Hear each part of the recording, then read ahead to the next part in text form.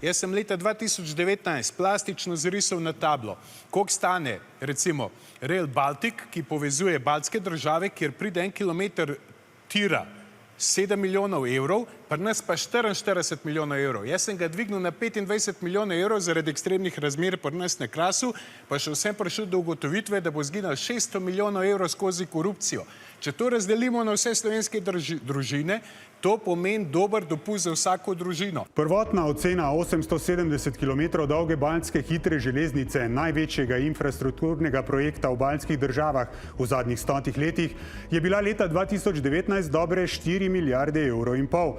Toda že leta 2020 je narasla na 7 milijard, zdaj pa Evropsko računsko sodišče ocenjuje, da bo zaradi pomanjkljivih ocen ter številnih sprememb projekta stala skoraj 24 milijard evrov, kar torej pomeni dobrih 27 milijonov na kilometer in še zdaleč ne 7, kot je izpostavil Stevanovič. Kilometer drugega tira pa slabih 41 milijonov evrov. A ker je prvak resnice govoril o letu 2019 in ne o novejših, kar 5-krat višjih ocenah baltskega projekta, njegovo izjavo o baltski hitri železnici označujemo z oceno previdno.